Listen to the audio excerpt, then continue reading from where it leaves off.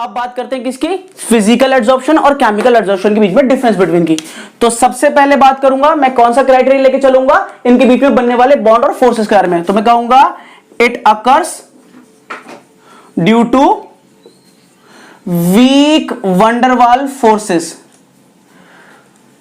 Week van der Waals forces की वजह से बनेगा, ठीक है। अच्छा, और इनकी बात करूं तो ये किसकी वजह से होता है, इट अकर्स ड्यू टू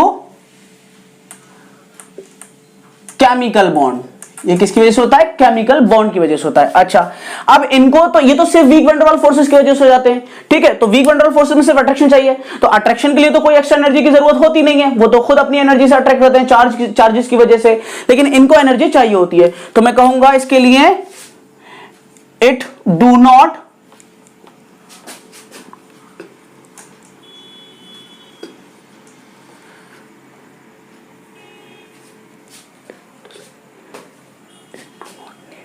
हाँ, मैं कहूंगा इसके लिए it do not need any activation energy,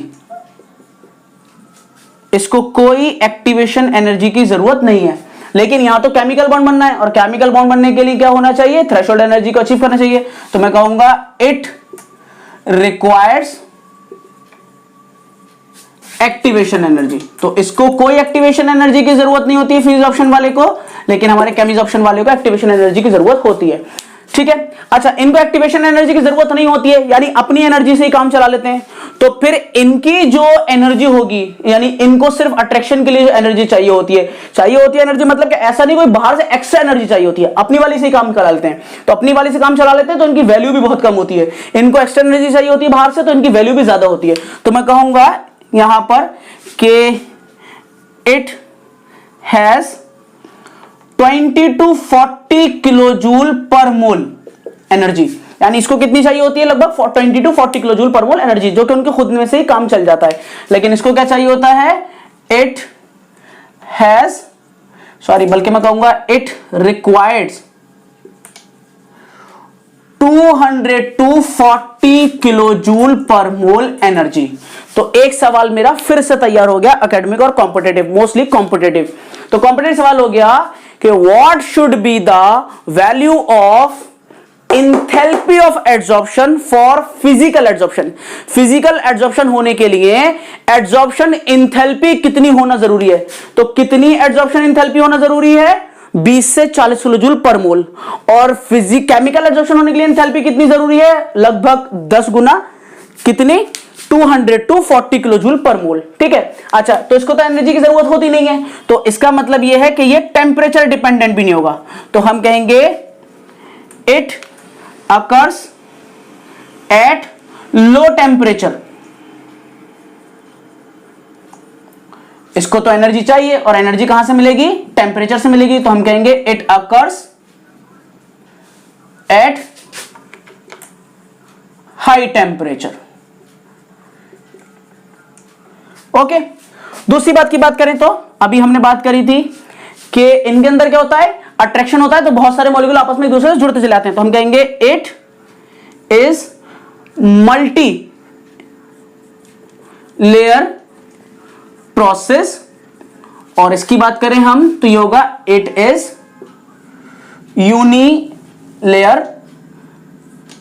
यूनिलेयर process, okay. Last अगर बात करूं इसकी पॉइंट नंबर 6 की, तो देखिए ये कोई बॉन्डिंग की जरूरत होती नहीं है, इसमें बॉन्डिंग की जरूरत है। तो इसमें अट्रैक्शन लगता है, आप उस अट्रैक्शन को हटाएंगे तो वापस मॉलिक्यूल अपनी अपनी जगह पहुंच जाएंगे, यानी ये कैसा होता है, ये होता है रिवर्सिबल इन नेचर। लेकिन यहां एक बार बॉन्ड बन गया तो कोई सब्सटेंस बन गया, और जब कोई सब्सटेंस बन गया तो आप उसे रिवर्स नहीं कर सकते। तो ये कैसा होगा, it is reversible in nature.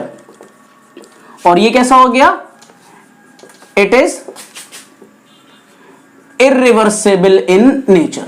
ये कैसा होता है, इरिवर्सिबल। तो ये थे आपके फिजिक्स ऑप्शन और केमिक्स ऑप्शन के बीच में डिफरेंस बिटवीन। आगे एक और छोटा सा टाइप पढ़ते हैं कि केमिक्स ऑप्शन एड्सॉर्प्शन को किस बेसिस पे डिवाइड कर सकते हैं, ठीक है। तो चलिए आगे बात करते हैं एक और टाइप्स ऑफ एड्सॉर्प्शन की। देखिए टाइप्स की बात करें तो अभी हमने एक टाइप पढ़ा था किसके, फोर्सेस के बेसिस पर। तो फोर्सेस के बेसिस पे हमने देखा दो तरीके के एड्सॉर्प्शन होते हैं, एक होता है फिजिजॉर्प्शन यानी फिजिकल एड्सॉर्प्शन, और एक होता है केमिजॉर्प्शन यानी केमिकल एड्सॉर्प्शन। ठीक है, ये किसके बेसिस पे था? ये था एड्सॉर्बेट और एड्सॉर्बेंट के बीच में लगने वाली फोर्सेस के बेसिस पे। नेक्स्ट जो हम बात करते हैं वो बात करते हैं on the basis of quantity, यानी एड्सॉर्बेट और एड्सॉर्बेंट की क्वांटिटी के बेसिस पे हम अब बात करते हैं। तो क्वांटिटी के बेसिस पे बात करें तो ये भी दो तरीके के होते हैं, समझना बहुत आसान है।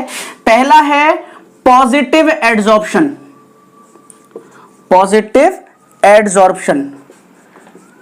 ठीक, और दूसरा है नेगेटिव एड्सॉर्प्शन,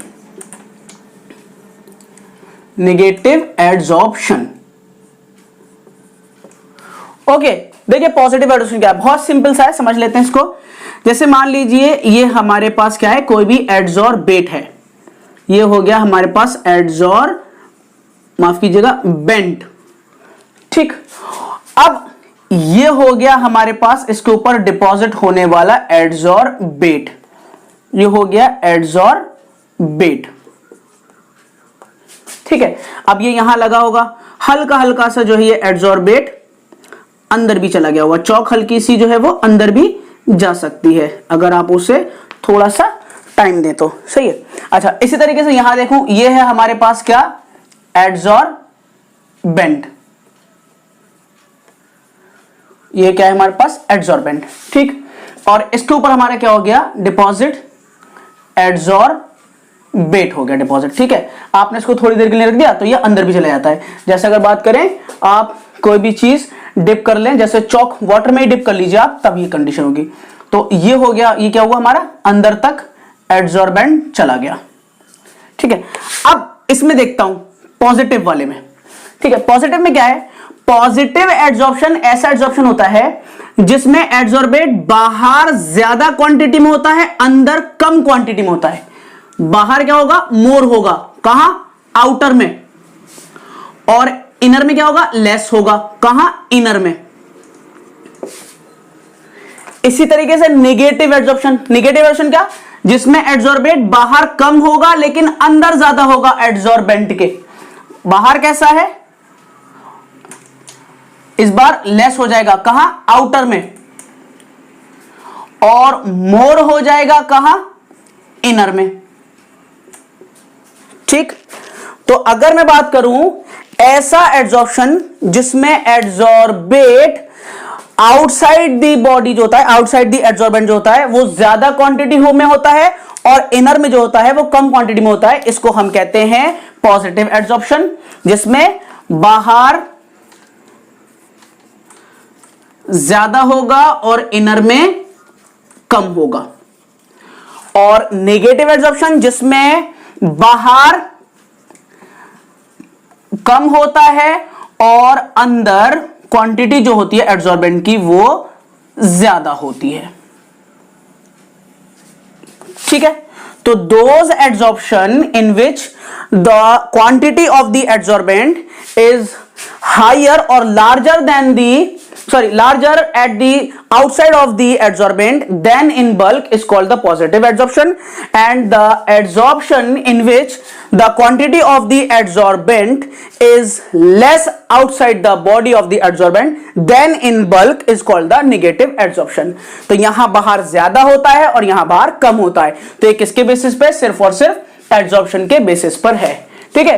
तो इस वीडियो में इतनी बात करते हैं। नेक्स्ट इस वीडियो के पार्ट में बात करेंगे हम किसके बारे में, फैक्टर्स के बारे में, कि कौन कौन से फैक्टर्स हैं जो एड्सॉर्प्शन को वेरीफाई करते हैं, एड्सॉर्प्शन को इफेक्ट डालते हैं, ठीक है। तब तक अपना ख्याल रखिए, अच्छे से पढ़िए, कोई प्रॉब्लम आती है तो मुझसे कमेंट में पूछ लीजिएगा। देखते रहिए रेड फॉक्स क्लासेस। अल्लाह हाफिज।